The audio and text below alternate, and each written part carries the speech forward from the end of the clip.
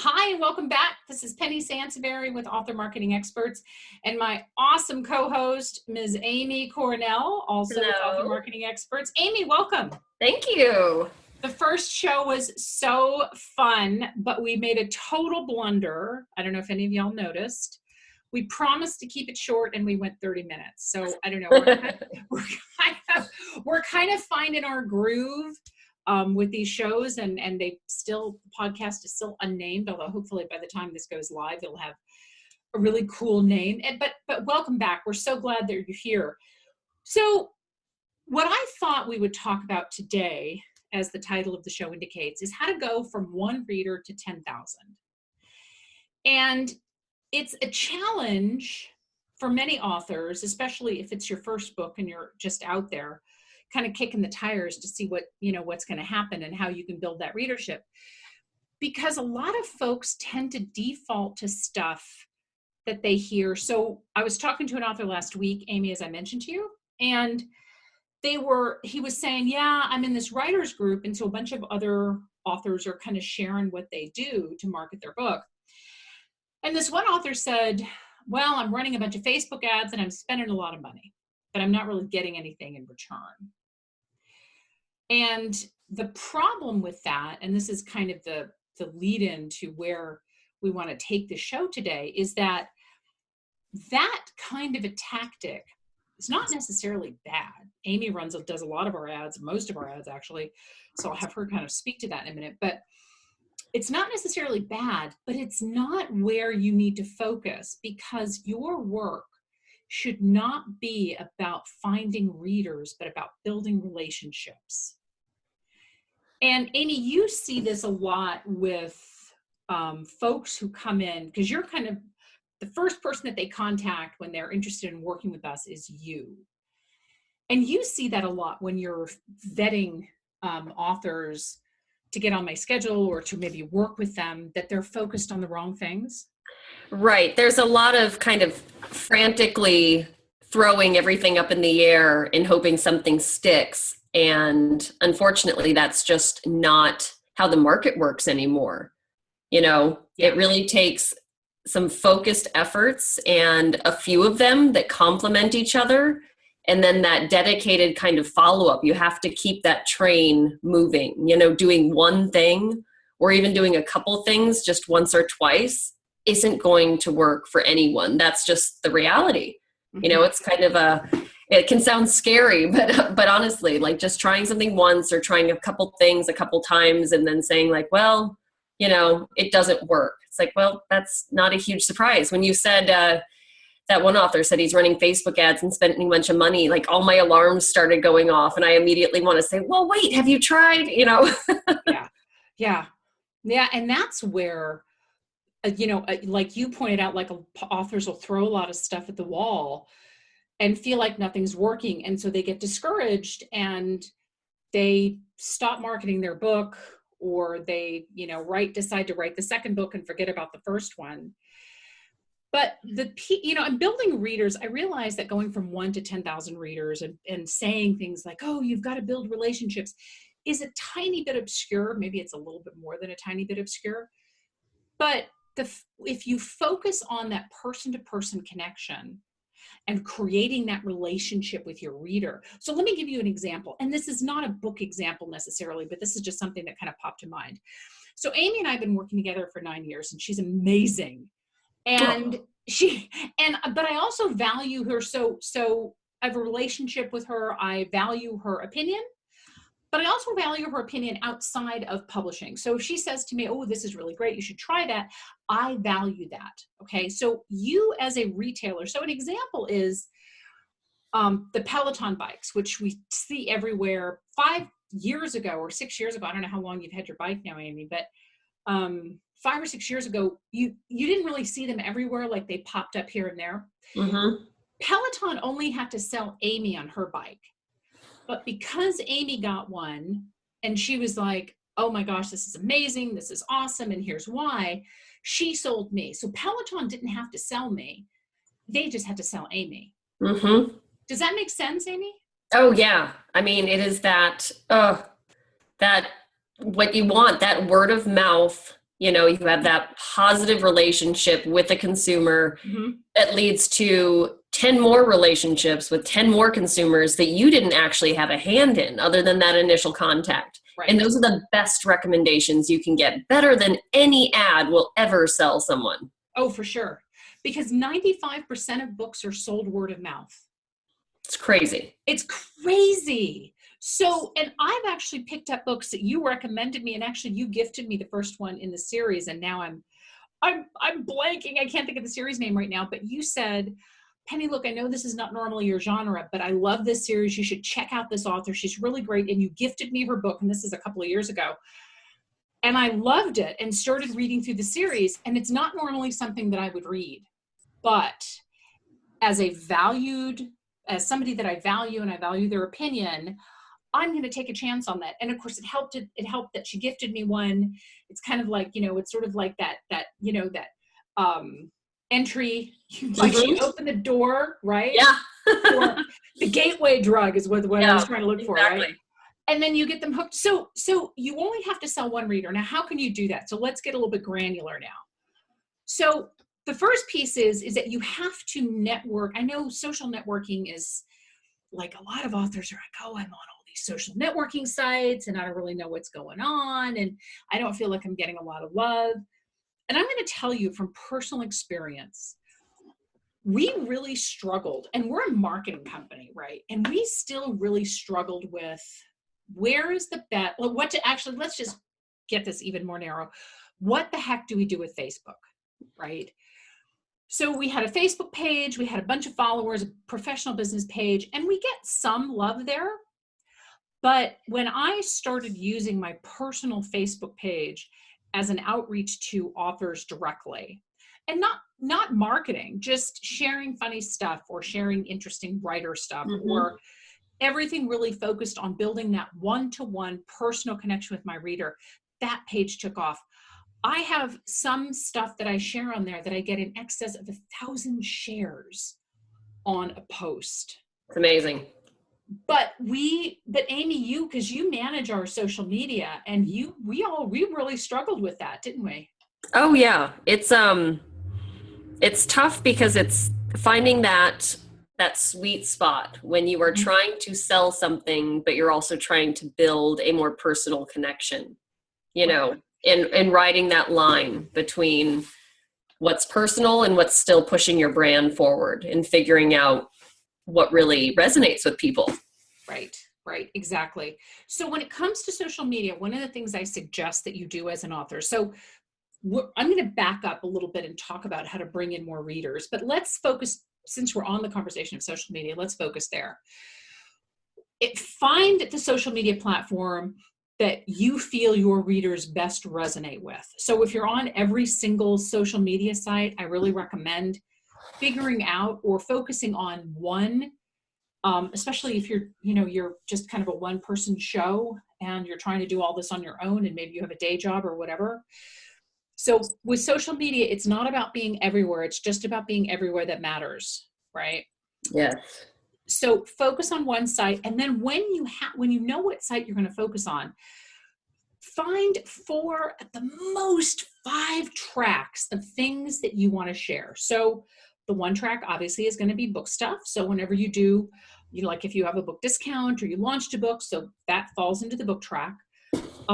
Maybe you want to share, funny memes or something related to your topic. Or if you've written romance, maybe you want to have like Shirtless Tuesday, or you know what I mean? Something like that. So, I mean, because if you stay with those 4 tracks, then everything that you do becomes really focused. Yes. And it speaks to your reader. So you create a consistency, which is important. And you create a reader connection, because whatever those 4 tracks are for you, they have to matter to your reader. Because Oh, at the end of the 100%. day, yeah, you want them to share that. But and then obviously you have to be consistent, which is why I say, if you're on a social media site and you're really struggling, maybe that's not the right site for you. Maybe it's maybe you need to hop off, and when I teach classes on social media, I'm a big fan of killing a particular site if it's not working for you.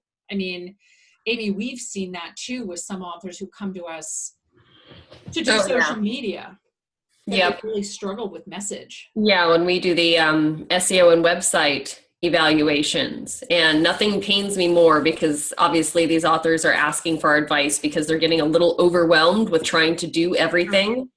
And then you see they're on Twitter, they're on Facebook, they're on Instagram, they're trying to work their LinkedIn page all through their website.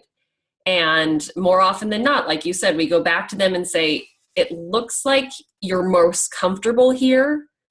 And we also encourage you to stay there because this is where a good chunk of your audience is. Why don't you hide the other ones for now, Yeah. and refocus quality over quantity. And that's another good, it's not worth having all of these accounts that don't portray the best version of you and your brand either. So you don't want that Facebook account that's just been floundering since, July of 2017 and you haven't touched it yet. You're promoting it on your website, Yeah. Yeah. And that's a really good segue into, and I promise we will take it back to building readership, but that's a really good segue into remembering that everything is your brand. Everything that you have out there, every font you use for any of your images, fonts on your website, social media sites, things you share, absolutely everything is your brand. Yep. And those little touches, they really do stand out. They might not seem like a big deal when you look at them individually, but when you put them all together, the impression that they leave is, it's so important. And people remember that. Readers remember that. They want to engage with somebody that looks like they've put a lot of thought and effort into what they're putting out there, into how they're connecting with readers. I mean, it really does stand out. So none of those little details are throwaways. Right, exactly. And that's one of the things that you and I have talked about before too. And you mentioned this to me when I was teaching the Superfans class, is that you have to really, as an author, fiction or nonfiction, you have to really figure out what your author persona is. Right? I mean, that's what Yes. you and I have talked about that many times. Like, figure out what you stand for. What is your brand as an author? Right. And let your personality come through. I think Yeah. a lot of authors, sadly, end up assuming that their book is the only interesting thing they have going on. And that really shouldn't be the case. No. Your personality really should come through in your brand, whether it's including personal quotes or, you know what I mean? All these little things that you think like nobody wants to hear that. It's like you have to retrain your brain, change your internal dialogue, and really use the best parts of your personality and who you are and what you are, and turn that into something you can use on social and to connect with readers. Yeah, absolutely. Goodreads did a study a number of years ago and found that the number one thing that readers want to do when they get to the end of a book is connect with the author. And so what we're talking about here is we're talking about ways to create that connection, to build and foster that connection. Because much like the Peloton example, you only have to sell one person. Now, granted, one person may not net you 10,000 book sales, although if you find that one person, let me know, because maybe they want to buy my book too. But that focused personal connection, and it sounds like a lot of work because to some degree it is, but it doesn't necessarily have to be a lot of money. So would you rather dump $1,000 on Facebook ads and hope for the best, or focus on, creating a relationship with your reader and and really building that rapport and getting that one-on-one and having a reader who is so excited about your stuff that they're telling all their friends about your book? 100%, because that is always going to come back to you. Because if anything, that person will buy your next book, and that's a win, Right, exactly. So really quickly, and then Amy, I know we talked about some great points that I want you to share. But really quickly, one of the best ways to start building, so first you have to build readers and you have to get readers to contact you. And I taught a class on Saturday and I got one of the best questions from one of the audience members. And she said to me, how do I find out who bought my book on Amazon? Because I want to send them a personal thank you note. And I told her, I said, first off, you are destined to be a best-selling author. And someday I'm going to come to your movie premiere. I hope I get an invitation. because that kind of attitude is the thing that will sell you 1 million books. But what she's actually talking about is how can I get readers from the Amazon page to me so that I can interact with them or engage with them. One way to do that is by putting a letter in the back of your book. I talk about this a lot. If you've taken any of my classes, you know I have, and in the show notes, we'll certainly link up to some blog posts that I have information on that, but a personal letter thanking the reader for reading and spending time with you, and then inviting them to contact you and ask them for their input on your book. Because second to communicating with your reader is your reader becomes part of your, book laboratory as you're trying to figure out where the next book is going to go or what next book in the series or whatever. Because many of my books have greatly improved because readers have been kind enough to reach out to me and say, Penny, look, I like the book, but I really wish you would have done X, Y, Z. Take that to heart. And as you start to build, and as those readers start to contact you, because if you give them a call to action in that letter, which is, please reach out to me and I'd love to know what you think. I'd love to hear from you. You will build your mailing list, and that starts your one-to-one reader connection. Now, aside from that letter, Amy, you had some really good ideas. One of them, I think, was related to Goodreads, because you do a lot of work on Goodreads for our authors. Yes, I wanted to point out a few things because I know it's hard to say, like, you need to engage more with your readers and make it more personal, but that is such a, yeah, you know what I mean? It's kind of hard to wrap your mind around what to do. And our goal for the podcast is obviously to give you some tips and things that you can start working on right away, without having to sit here and take extensive notes. Like, we've got some really straightforward things that you can work on. And the best part is a lot of this kind of work, as Penny mentioned earlier, is either free or very inexpensive. These are not super expensive strategies, but the quality is there. So that's another great reason to take these to heart. Always work on anything you can for free. Mm-hmm. Why not? Never skip the free stuff, right? Right. And yes, Goodreads is a good one. Goodreads is perfect because it's easy to find people that are interested in your genre and dedicated to reading the kind of books that you write. So getting involved on Goodreads and being an active fan and participant in these conversations with other people that also like to read the books that you write is really important. And it's great for kind of flexing that muscle of remembering to also be a reader. Because if you take the time to still be a reader and put yourself in the reader's shoes, you're going to be a better author. So remember to engage with the authors that you also like to read. Yes, you can find out some cool stuff that they're doing marketing wise and kind of learn from them, but also take a moment to allow yourself to just be a reader and a fan. And that will come back to you in spades, I think, when you start thinking about what should I do for my readers, So being, playing on both teams is really important, I think, in that regard. Yeah, I can't emphasize. I think that's fabulous. I can't emphasize that enough. And then another one, getting involved locally. We're talking about word of mouth here.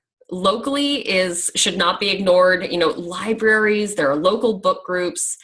Most, cities they have seasonal and just community events that happen, and meeting a local author is still really cool. I still really love doing that. Anytime I see that a local author is doing something nearby, I always go to the event because I think it's so cool that people still do this.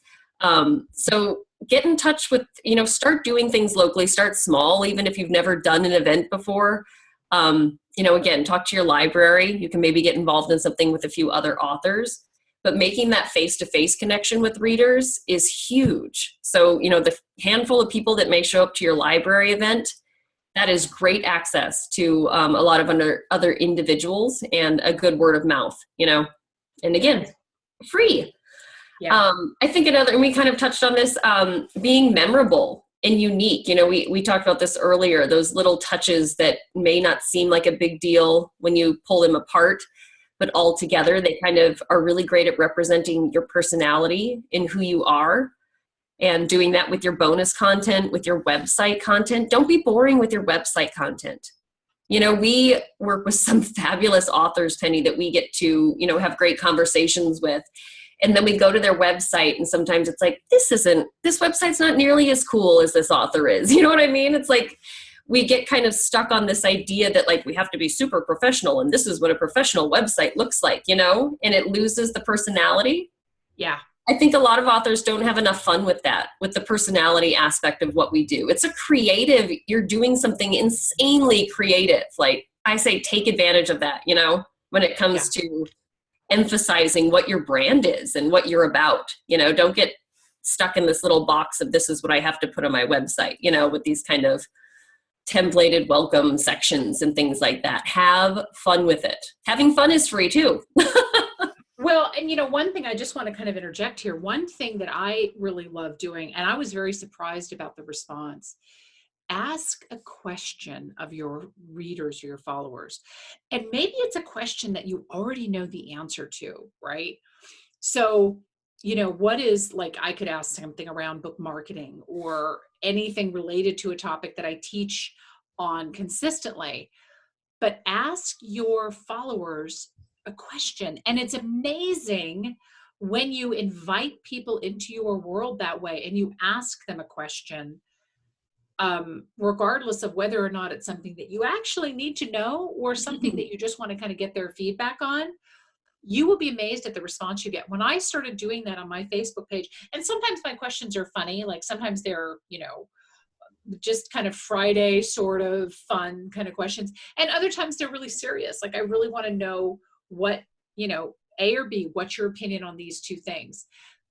Getting people involved is a great way to build a relationship with your reader. 100%. Yeah. Yes, everybody likes to share their opinion and have meaningful conversations. And in this day and age, we do a lot of that online. Like, why not tap into that, Right. Exactly. And you also do talk about giveaways, because a lot of times authors use giveaways and don't quite, I don't know, they don't use them to the full extent. What do you, I think the idea of a giveaway always sounds like a good idea, but then I think the logistics of it get a little scary unless it's something that you do all the time, Penny, because we do giveaways and promos a lot, and it takes a lot. Like, we've got a set process for it now. So we pretty much operate like a well-oiled machine, but it took us a little bit to make sure we had everything ready to go, but once you sort that out, they're really valuable because people like to get involved. They like to get something in return for their time. Penny's done so well with BOGOs, which we do buy one, give one. So you're getting more books in hands, which is a great way, again, to have people that are already following you introduce your work to someone else that they know. I love the BOGO. I think that's such a fun way to introduce your work to people that you may not have access to in any other way. And your super fans, your committed fans and followers are going to be more than willing to do that for you. Yeah. The BOGO is a good one. Maybe we should do a video on that someday. I think that'd be a fun video. Yeah, that would be a fun video. And then another easy one, it sounds like a no-brainer, but people forget. Always remember to be a resource. And Penny's kind of established this with her questions too. People look forward to what she's going to put up next. And being a resource and being consistent with your content, which is, again, you also touched on, is really important. And it also gives you a direction. So, if you write nonfiction, it's a little more straightforward, but don't let all of your great ideas and tips and recommendations end with your book. Remind people that there's more to you than that. And if you write fiction, making book recommendations in your genre, or you can have some fun with it and recommend lifestyle products that fit kind of the theme of your stories and what your books are about and what your characters are about. But being that person that people think to go back to over and over again is what you want to aim for. Because once you have people coming back for more, you're in a good place. You've kind of hooked them at that point. Yeah. And you bring up something, and I know we've already gone way over our 15 minutes, but there's just so much to share. book recommendations. So I was at a conference. I did a lot of conferences this year, and sometimes I can't really remember where I heard something. But I was at a conference in the summer, and this gal, she got up and she said, I really didn't know what else to do except do book recommendations. And so she used her social media. I mean, she did, so that was one of her 4 things that she did was book recommendations. So she did other stuff, and then she also recommended books. And then she hopped over to Instagram, and she started the same. So she would share the same books over there under the Bookstagram hashtag, which a lot of people have heard of. And she started to build a big reader tribe because she would review books in her same genre, obviously. So she was, a big fan of that. And then she would recommend them. And so she became this hub for fun information, book promos that she was doing on her own books. And then she was also sharing other authors who in turn were sharing her books too. Such smart networking. So it was so smart. Yeah, it was really, really smart. So I hope that we've given you enough ideas to at least kickstart some stuff, even if you just do one thing. Until next time, we hope that, this has been helpful. And Amy, thank you so much for joining me on this, our second yet to be named show. I know we're going to get better at this. We just get so excited once we start talking. Well, but I think that, and that's kind of the final thing that we want to leave you with is passion sells. People love to buy things from people who are passionate. And I love book marketing. I love talking about it. I love learning new things. And I think that people really understand that, readers vibe with authors who are really passionate about their topic. Oh, yeah. So, go out there and be passionate and start to build your, relationships as opposed to focusing on readers. And hopefully you will soon get to number 10,000. We will be back with our third show, also talking in the same vein about going from 1 to 10,000 readers. Thank you so much for tuning in. This is Penny Sansevieri and Amy Cornell of Author Marketing Experts. And we're very pleased to have you with us on our second podcast. Bye-bye.